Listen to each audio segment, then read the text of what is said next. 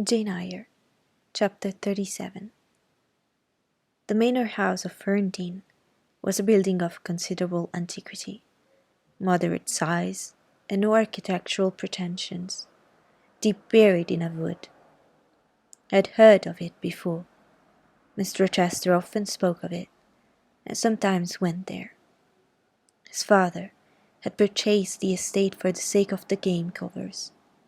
He would have let the house, but could find no tenant, in consequence of its ineligible and insalubrious site. Ferndean then remained uninhabited and unfurnished, with the exception of some 2 or 3 rooms fitted up for the accommodation of the squire when he went there in the season to shoot. To this house I came, just ere dark, on an evening marked by the characteristics of a sad sky, cold gale, and continued small penetrating rain. The last mile I performed on foot, having dismissed the chaise and driver, with the double remuneration I had promised. Even when within a very short distance of the manor house, you could see nothing of it, so thick and dark grew the timber of the gloomy wood about it. Iron gates between granite pillars showed me where to enter, and passing through them, I found myself at once in the twilight of close-ranked trees. There was a grass-grown track descending the forest aisle, between oar and knotty shafts, and under branch arches. I followed it, expecting soon to reach the dwelling, but it stretched on and on. It wound far and farther. No sign of habitation or grounds was visible. I thought I had taken a wrong direction and lost my way. The darkness of natural as well as of sylvan dusk gathered over me. I looked round in search of another road. There was none. All was interwoven stem, columnar trunk, dense summer foliage. No opening anywhere. I proceeded. At last my way opened. The trees thinned a little. Presently I beheld a railing, then the house, scarce by this dim light distinguishable from the trees, so dank and green were its decaying walls. Entering a portal, fastened only by a latch, I stood amidst a space of enclosed ground, from which the wood swept away in a semicircle. There were no flowers, no garden beds, only a broad gravel walk girdling a grass plot, and this set in the heavy frame of the forest. The house presented 2 pointed gables in its front. The windows were latticed and narrow. The front door was narrow too. 1 step led up to it. The whole looked, as the host of Rochester's Arms had said, quite desolate a spot. It was as still as a church on a weekday. The pattering rain on the forest leaves was the only sound audible in its vicinage.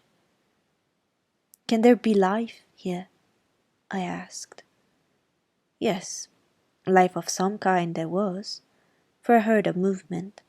That narrow front door was unclosing, and some shape was about to issue from the grange. It opened slowly. A figure came out into the twilight and stood on the step. A man without a hat. He stretched forth his hand as if to feel whether it rained. Dusk as it was, I had recognized him. It was my master, Edward Fairfax Rochester, and no other. I stayed my step, almost my breath, and stood to watch him, to examine him, myself unseen and, alas, to him invisible. It was a sudden meeting, and one in which rapture was kept well in check by pain. I had no difficulty in restraining my voice from exclamation, my step from hasty advance. His form was of the same strong and stalwart contour as ever. His port was still erect, his hair was still raven black, nor were his features altered or sunk. Not in 1 year's space, by any sorrow, could his athletic strength be quelled, or his vigorous prime blighted. But in his countenance I saw a change, that looked desperate and brooding, that reminded me of some wronged and fettered wild beast or bird, dangerous to approach in his sullen woe. The caged eagle, whose gold-ringed eyes cruelty has extinguished, might looked as looked that sightless Samson. And Rither, you think I feared him in his blind ferocity? If you do, you little know me. A soft hope blent with my sorrow, that soon I should dare to drop a kiss on that brow of rock, and on those lips so sternly sealed beneath it. But not yet. I would not accost him yet. He descended the 1 step, and advanced slowly and gropingly towards the grass plot. Where was his daring stride now? Then he paused, as if he knew not which way to turn. He lifted his hand and opened his eyelids, gazed blank, and with a straining effort on the sky and towards the amphitheatre of trees.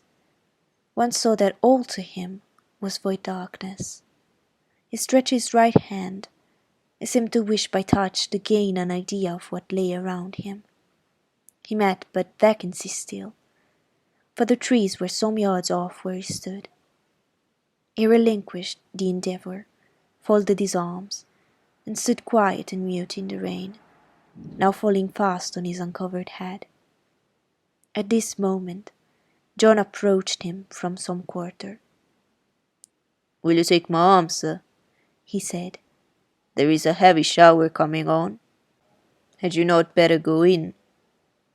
"Let me alone," was the answer. John withdrew, without having observed me. Mr. Chester now tried to walk about, vainly. All was too uncertain. He groped his way back to the house, and re-entering it, closed the door. I now drew near and knocked. John's wife opened for me. "Mary," I said, "how are you?" She started as if she had seen a ghost. I calmed her. To her hurried, "Is it really you, miss? Come at this late hour to this only place?" I answered by taking her hand, and then I followed her into the kitchen, where John now sat by a good fire. I explained to them in a few words that I had heard all which had happened since I left Thornfield, and that I was come to see Mr. Chester. I asked John to go down to the turnpike house, where I had dismissed the chaise, and bring my trunk, which I had left there. And then, while I removed my bonnet and shawl, I questioned Mary as to whether I could be accommodated at the manor house for the night. And finding that arrangements to that effect, though difficult, would not be impossible, I informed her I should stay. Just at this moment the parlour bell rang. "When you go in," said I, "tell your master that a person wishes to speak to him, but do not give my name." "I don't think he will see you," she answered. "He refuses everybody." When she returned, I inquired what he had said. "You are to send in your name and your business," she replied. She then proceeded to fill a glass with water and place it on a tray, together with candles. "Is that what he rang for?" I asked. "Yes, he always has candle brought in a dark, though he is blind." "Give the tray to me. I will carry it in." I took it from her hand. She pointed me out the parlour door. The tray shook as I held it. The water spilled from the glass. My heart struck my ribs loud and fast. Mary opened the door for me and shut it behind me. This parlour looked gloomy. A neglected handful of fire burnt low in the grate, and leaning over it, with his head supported against the high, old-fashioned mantelpiece, appeared the blind tenant of the room. His old dog Pilot lay on one side, removed out of the way, and coiled up as if afraid of being inadvertently trodden upon. Pilot prickled up his ears when I came in. Then he jumped up with a yelp and a whine, and bounded towards me. He almost knocked the tray from my hands.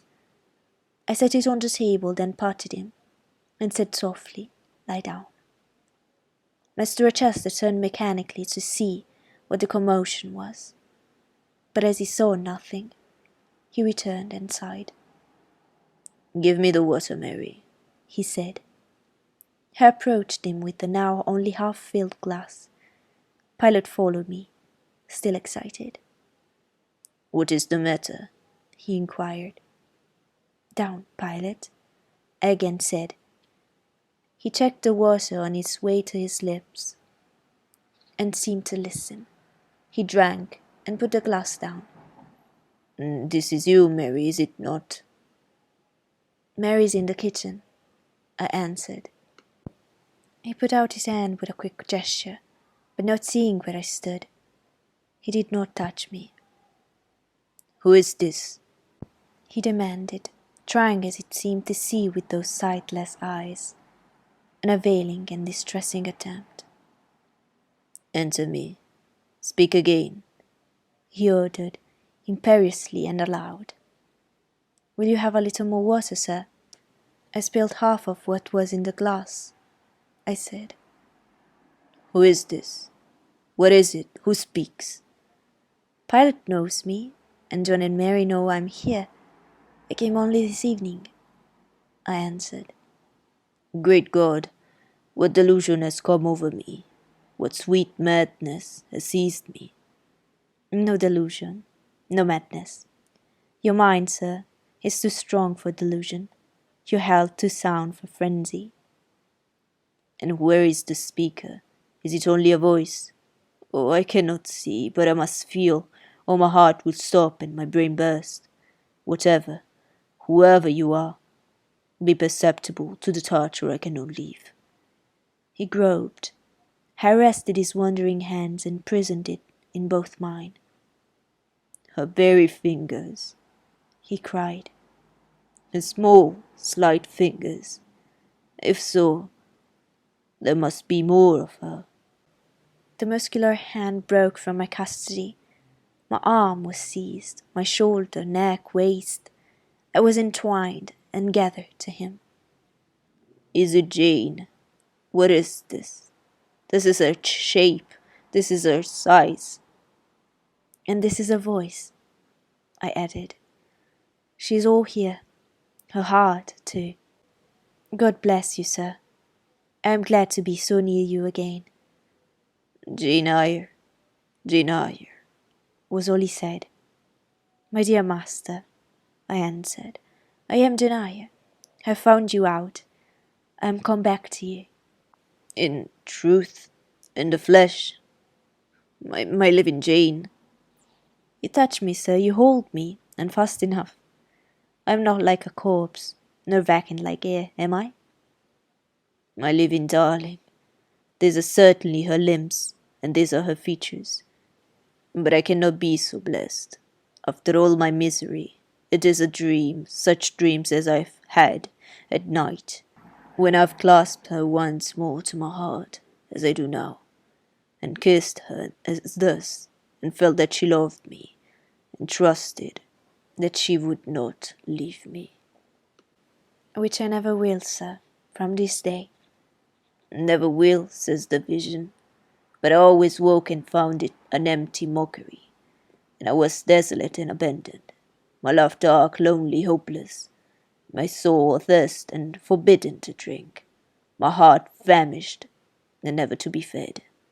Gentle, soft dream nestling in my arms now, will you fly too, as your sisters have all fled before you?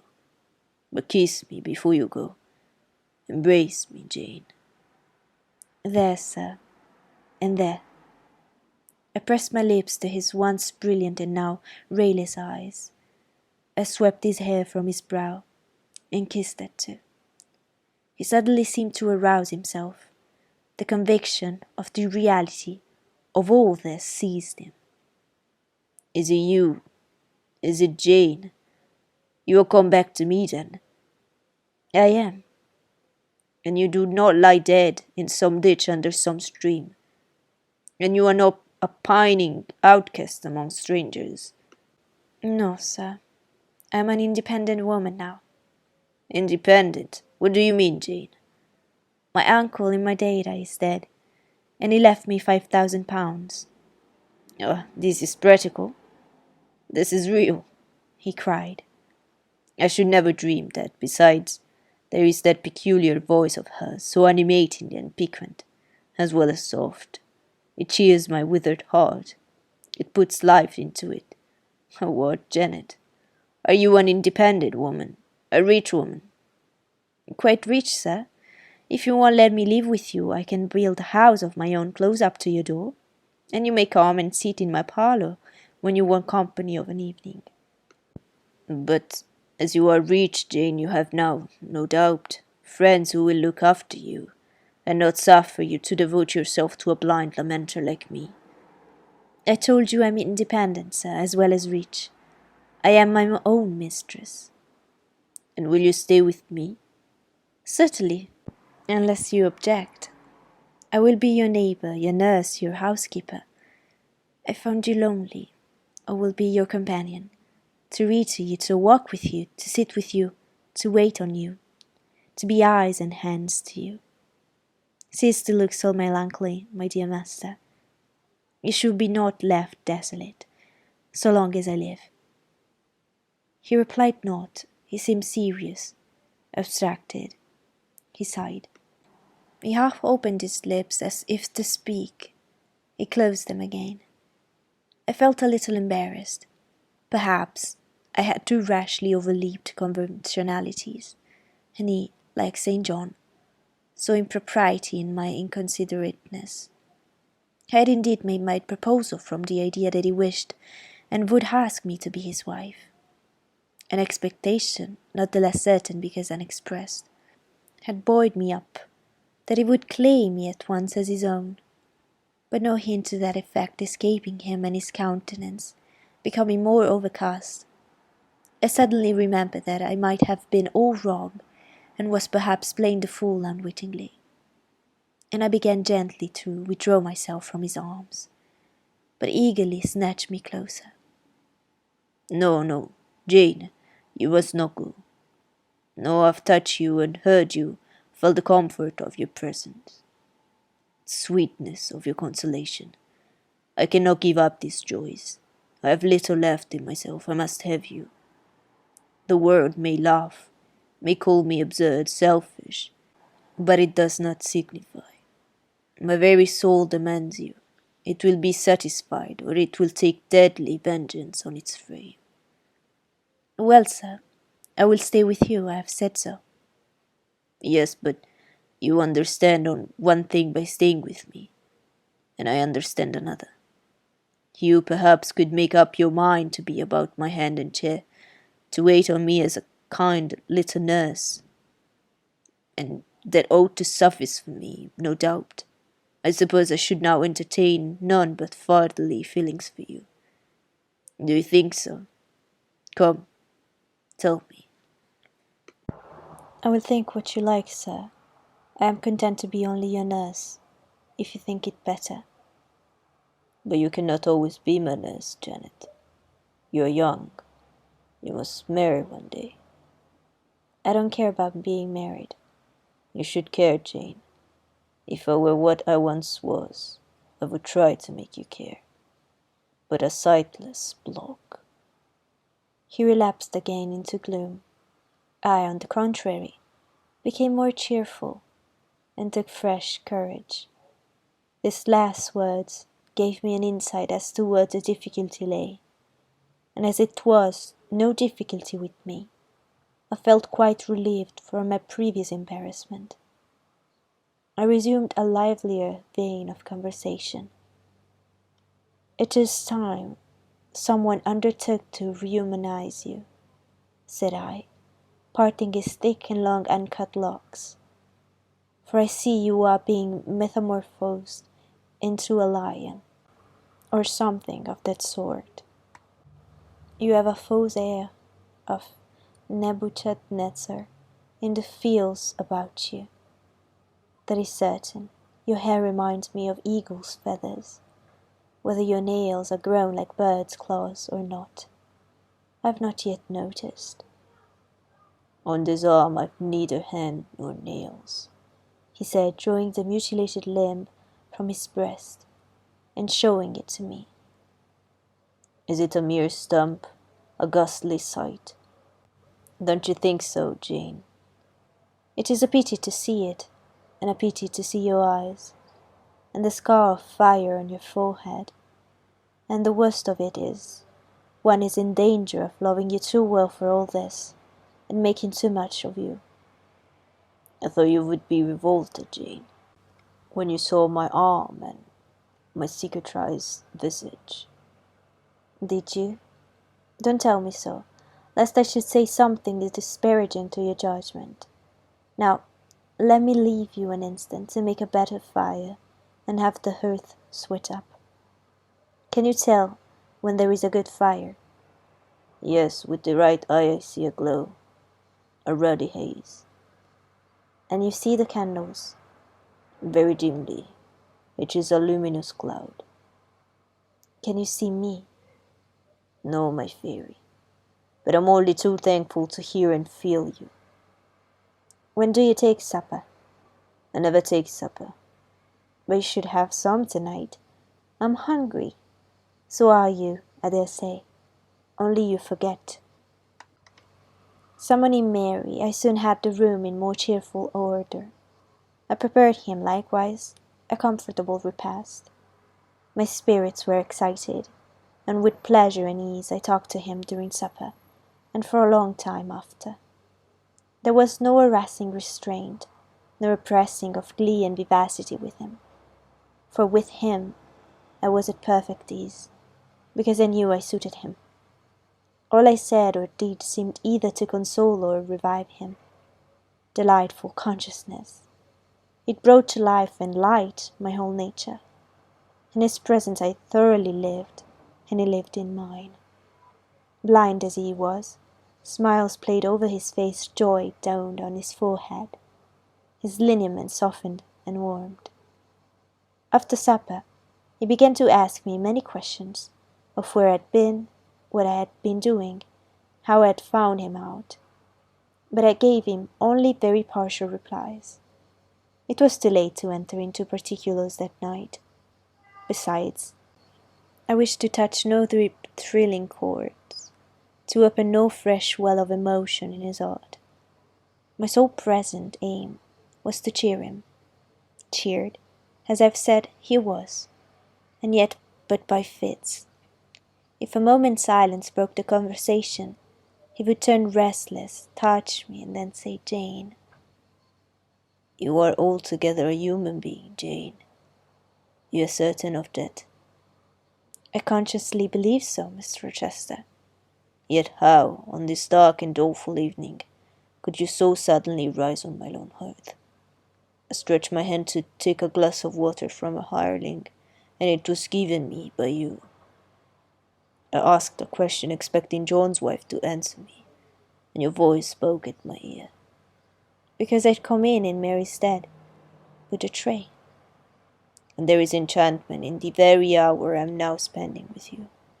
Who can tell what a dark, dreary, hopeless life I have dragged on for months past, doing nothing, expecting nothing, merging night in day, feeling but the sensation of cold when I let the fire go out, of hunger when I forgot to eat, and then a ceaseless sorrow, and at times a very delirium of desire to behold my Jane again. Yes, for her restoration I longed, far more than for that of my lost sight. How can it be that Jane is with me, and says she loves me? Will she not depart as suddenly as she came? Tomorrow, I fear, I shall find her no more. A commonplace, practical reply, out of the train of his own disturbed ideas, was, I was sure, the best and most reassuring for him in this frame of mind.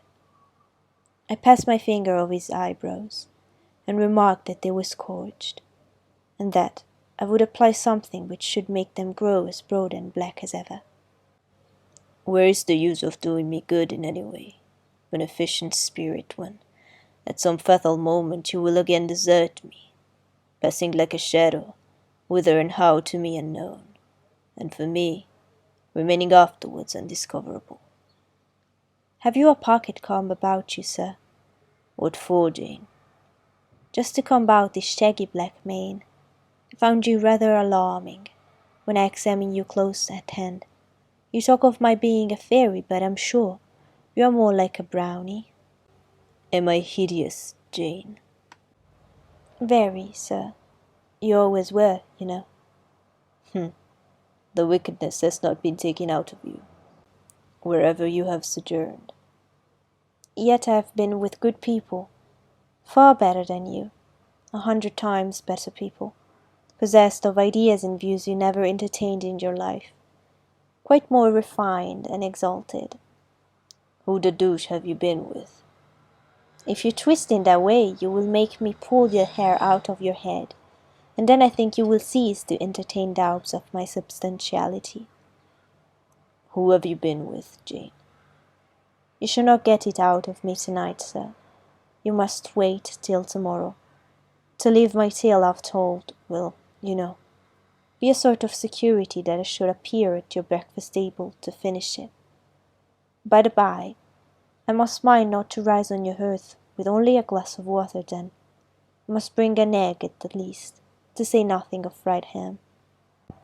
You mocking changeling, fairy born and human bred. You make me feel as I've not felt these 12 months. If so, could have had you for his David, the evil spirit would have been exorcised without the aid of the ark. There, sir, you are read up and made decent. Now, I'll leave you.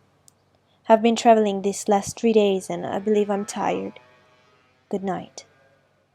Just one word, Jane. Was there only ladies in the house where you have been? I laughed and made my escape, still laughing as I ran upstairs. A good idea, I thought weakly. I see I have the means of fretting him out of his melancholy for some time to come. Very early the next morning, I heard him up and astir, wandering from one room to the other. As soon as Mary came down, I heard the question, "Is Miss Eyre here?" And then, "Which room did you put her into? Was it dry? Is she up? Go and ask if she wants anything, and when she will come down." I came down as soon as I thought there was a prospect of breakfast. Entering the room very softly, I had a view of him before he discovered my presence. It was mournful, indeed, to witness the subjugation of that vigorous spirit to a corporeal infirmity. He sat in his chair, still, but not at rest, expectant evidently, the lines of now habitual sadness marking his strong features. His countenance reminded one of a lamp quenched, waiting to be relit, and alas, it was not himself that could now kindle the lustre of animated expression. He was dependent on another for that office. I had meant to be gay and careless, but the powerlessness of the strong man touched my heart to the quick. Still, I accosted him with what vivacity I could. "It is a bright sunny morning, sir," I said. "The rain is over and gone, and there is a tender shining after it. You shall have a walk soon." He had wakened the glow, his feature beamed. Oh, you are indeed there, my skylark. Come to me. You are not gone, not vanished. Heard one of your kind an hour ago, singing high over the wood. But its song had no music for me, any more than the rising sun had rays. All the melody on earth is concentrated in my Jane's tongue, to my ear. All the sunshine I can feel is in her presence. The water stood in my eyes to hear this avowal of his dependence, just as if a royal eagle chained to a perch should be forced to entreat a sparrow to become its purveyor. But I would not be lachrymose. I dashed off the salt drops and busied myself with preparing breakfast. Most of the morning was spent in the open air. I led him out of the wet and wildwood into some cheerful fields. I described to him how brilliantly green they were, how the flowers and hedges looked fresh, how sparklingly blue was the sky. I sought a seat for him in a hidden and lovely spot, a dry stump of a tree. Nor did I refuse to let him, when seated, place me on his knee. Why should I, when both he and I were happier near than apart? Pilot lay beside us. All was quiet. He broke out suddenly while clasping me in his arms. Cruel, cruel deserter. Oh, Jane, what did I feel when I discovered you had fled from Thornfield, and when I could nowhere find you? And after examining your apartment, ascertained that you had taken no money nor anything which could serve as an equivalent. The pearl necklace I had given you lay untouched in its little casket.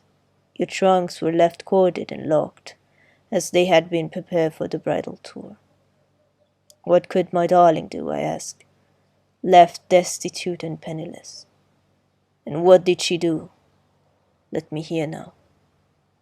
Thus urged, I began the narrative of my experience for the last year. I softened considerably what related to the 3 days of wandering and starvation, because to have told him all would have been to inflict unnecessary pain. The little I did say lacerated his faithful heart deeper than I wished. I should not have left him thus, he said, without any means of making my way. I should have told him my intention. I should have confided in him. It would never have forced me to be his mistress. Violent as he had seemed in his despair, he in truth loved me far too well and too tenderly to constitute himself my tyrant. He would have given me half his fortune without demanding so much as a kiss in return, rather than I should have flung myself friendless on the wide world. I had endured, he was certain, more than I had confessed to him. Well, whatever my sufferings had been, they were very short, I answered, and then I proceeded to tell him how I had been received at Moor House, how I had obtained the office of schoolmistress, etc. The accession of fortune, the discovery of my relations, followed in due order. Of course, St. John River's name came in frequently in the progress of my tale. When I had done, that name was immediately taken up. This St. John, then, is your cousin? Yes. You have spoken of him often. Did you like him? He was a very good man, sir. I could not help liking him. A good man? Does that mean a respectable, well-conducted man of 50? Or what does it mean? St. John was only 29, sir. Jean encore, as the French say. Is he a person of low stature, phlegmatic and plain, a person whose goodness consists rather in his guiltiness of vice than in his prowess in virtue? He is entirely active. Great and exalted deeds are what he lives to perform. But his brain, that is probably rather soft. He means well, but you shrug your shoulders to hear him talk. He talks little, sir. What he does say is ever to the point. His brain is first-rate, I should think not impressible, but vigorous. Is he an able man, then? Truly able. A thoroughly educated man? St. John is an accomplished and profound scholar. His manners, I think, you said, are not to your taste? Priggish and Bosonic? I never mentioned his manners, but unless I had a very bad taste they might suit it. They are polished, calm, and gentlemanlike. His appearance, I forget what description you gave of his appearance. A sort of raw curate half strangled with his white neckcloth, and stilted up on his thick-soled high-lows, huh? St. John dresses well. He is a handsome man, tall, fair, with blue eyes and a Grecian profile. Damn him. Did you like him, Jane? Yes, Mr. Rochester, I liked him. But you asked me that before. I perceived, of course, the drift of my interlocutor. Jealousy had got hold of him. She stung him. But the sting was salutary. It gave him respite from the gnawing fang of melancholy. I would not, therefore, immediately charm the snake. Perhaps you would rather not sit any longer on my knee, Miss Eyre, was the next somewhat unexpected observation.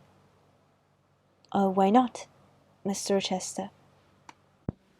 The picture you have just drawn is suggestive, or a rather too overwhelming contrast. Your words have delineated very prettily a graceful Apollo.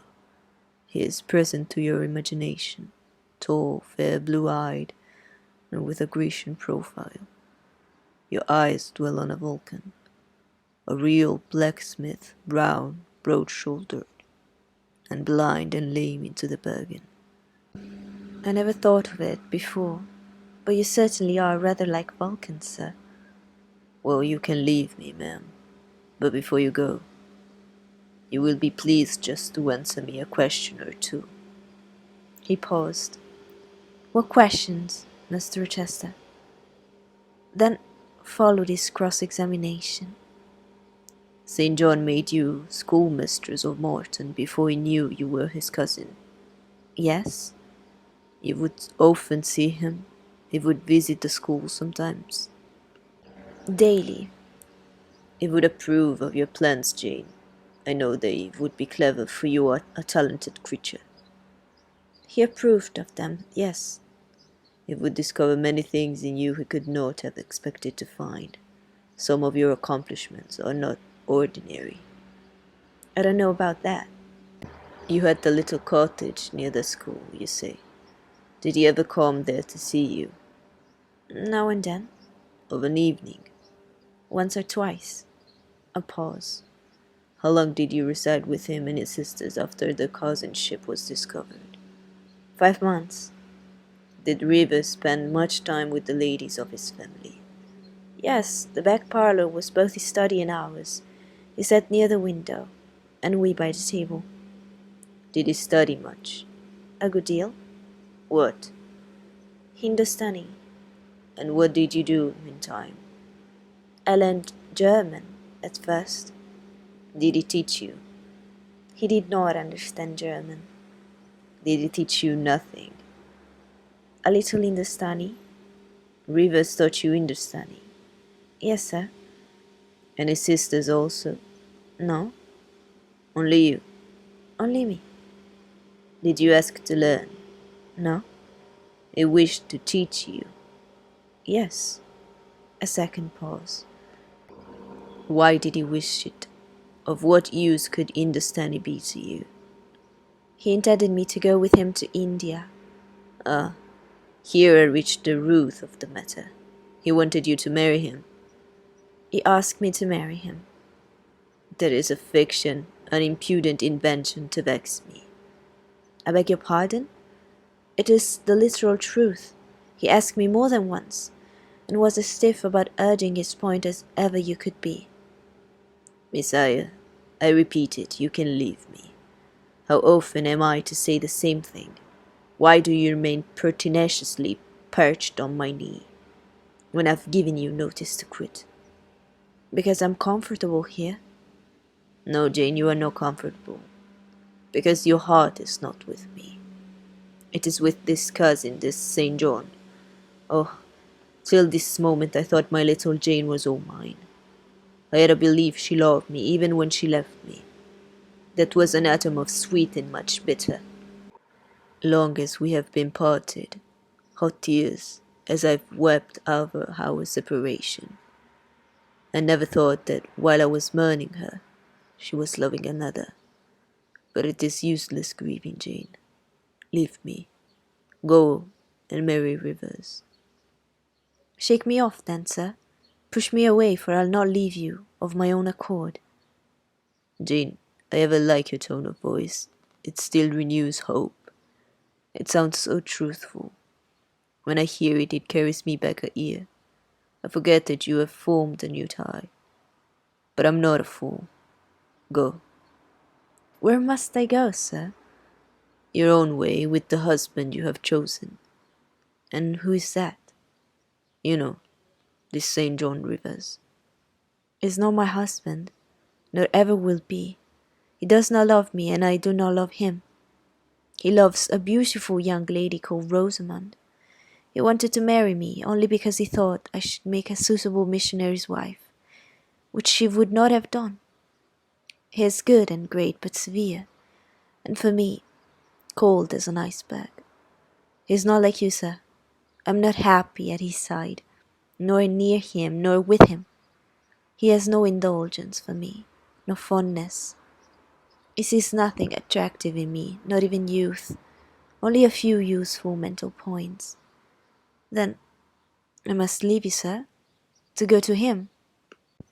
I shuddered involuntarily, and clung instinctively closer to my blind but beloved master.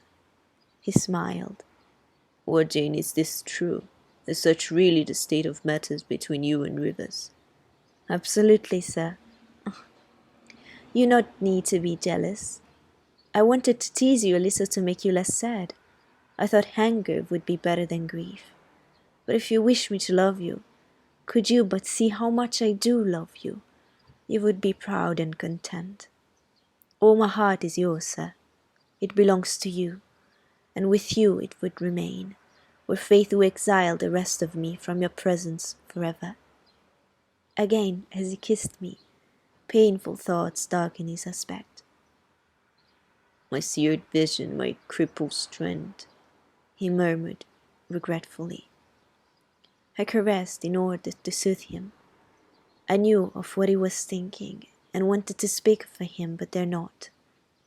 As he turned aside his face a minute, I saw a tear slide from under the sealed eyelid, and trickle down the manly cheek. My heart swelled.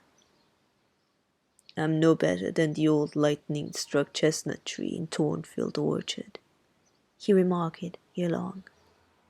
And what right would thy ruin have to bid a budding woodbine cover its decay with freshness? You are no ruin, sir, no lightning-struck tree. You are green and vigorous. Plants will grow about your roots, whether you ask them or not, because they take delight in your bountiful shadow, and as they grow they will lean towards you and wind around you, because your strength offers them so safe a prop. Again he smiled. I gave him comfort. You speak of friends, Jane? He asked. Yes, of friends, I answered rather hesitantly, for I knew I meant more than friends, but could not tell what other word to employ. He helped me. Ah, Jane, but I want a wife. Do you, sir? Yes. Is it news to you? Of course. You said nothing about it before. Is it unwelcome news? That depends on circumstances, sir. On your choice. Which you should make for me, Jane. I will abide by your decision. Choose then, sir. Her who loves you best. I will at least choose her I love best. Jane, will you marry me? Yes, sir. A poor blind man whom you will have to deal about by the end. Yes, sir. A crippled man 20 years older than you, whom you will have to wait on. Yes, sir. Truly, Jane. Most truly, sir. Oh, my darling, God bless and reward you. Mr. Chester, if ever I did a good deed in my life, if ever I thought a good thought, if ever I prayed a sincere and blameless prayer, if ever I wished a righteous wish, I'm rewarded now. To be your wife is for me to be as happy as I can be on earth. Because you delight in sacrifice. Sacrifice? What do I sacrifice? Famine for food, expectation for content. To be privileged, to put my arms round what I value, to press my lips to what I love, to repose on what I trust. Is that to make a sacrifice? If so, then certainly I delight in sacrifice. And to bear with my infirmities, Jane, to overlook my deficiencies. Which are none, sir, to me. I love you better now, when I can really be useful to you, than I did in your state of proud independence, when you disdained every part but that of a giver and protector. Hitherto I've hated to be helped, to be led. Henceforth I feel I should hate it no more. I did not like to put my hand into a hireling's, but it is pleasant to feel it circled by Jane's little fingers. I preferred utter loneliness to the constant attendance of servants. But Jane's soft ministry will be a perpetual joy. Jane suits me. Do I suit her? To the finest fibre of my nature, sir. The case being so, we have nothing in the world to wait for. We must be married instantly. He looked and spoke with eagerness. His old impetuosity was rising. We must become one flesh without any delay, Jane. There is but the license to get. Then we marry. Mr. Chester, I have just discovered the sun is far declined from its meridian, and Pilot is actually gone home to his dinner. Let me look at your watch. Fasten it into your girdle, Jane, and keep it henceforward. I have no use for it. It is nearly 4 o'clock in the afternoon, sir. Don't you feel hungry? The third day from this must be our wedding day, Jane. Never mind fine clothes and jewels now. All that is not worth a fillip. The sun has dried up all the raindrops, sir.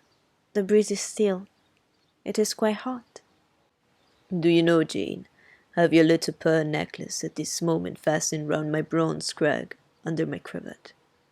I've worn it since the day I lost my only treasure, as a memento of her. We will go home through the wood. That will be the shadiest way. He pursued his own thoughts without heeding me.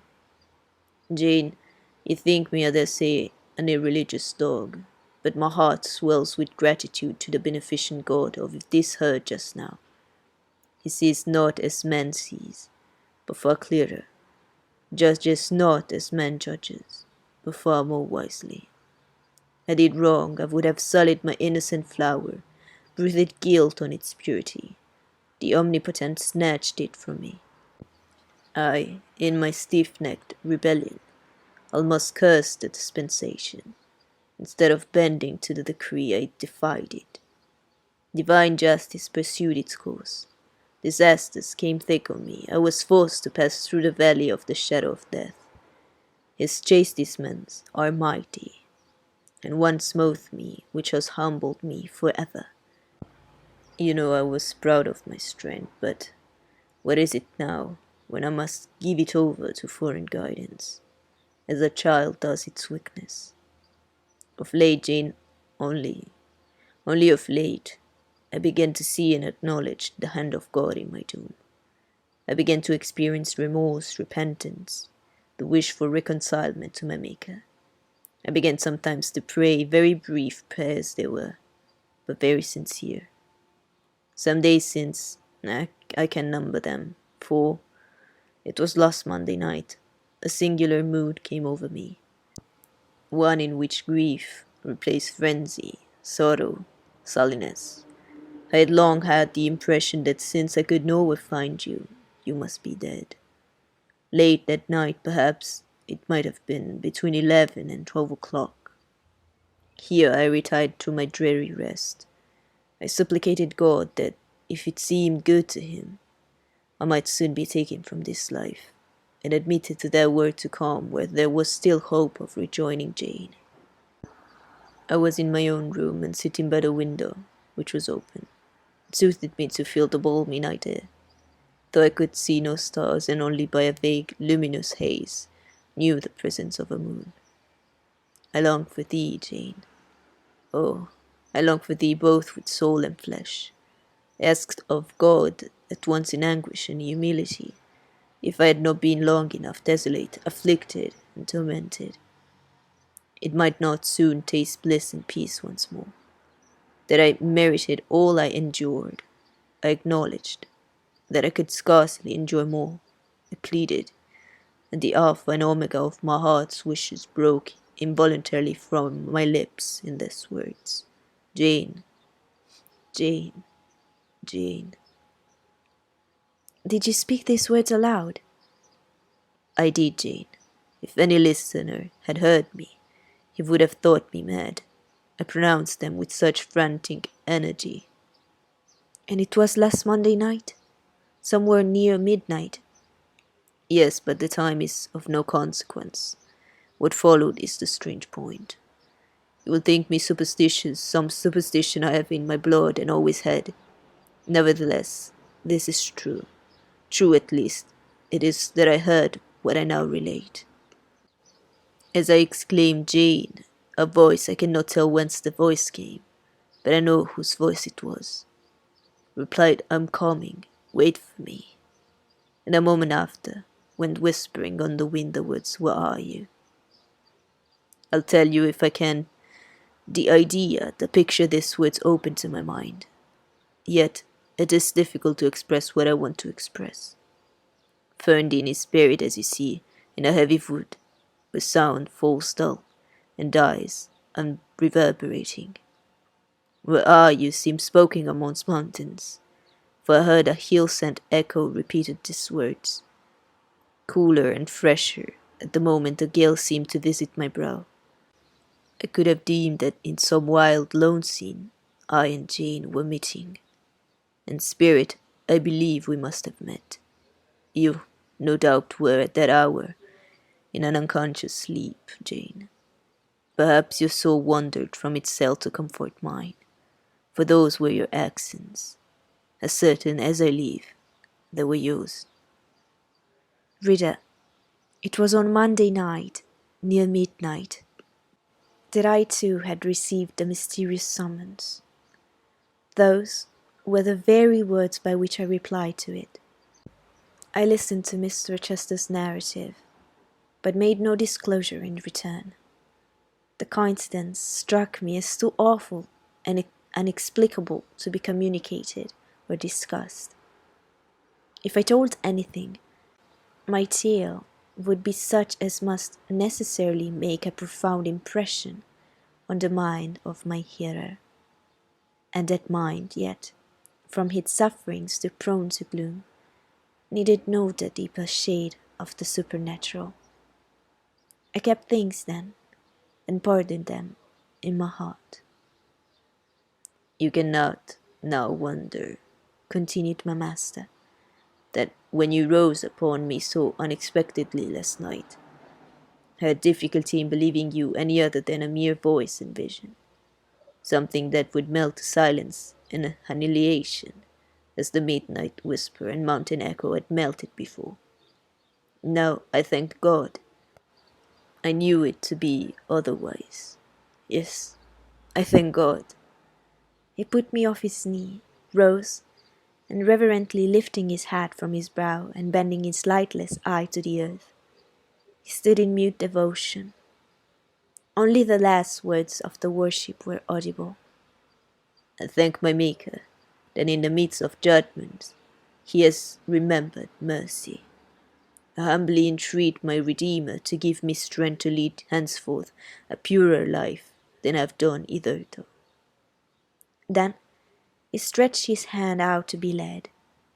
I took the dear hand, held it a moment to my lips, and then let it pass round my shoulder.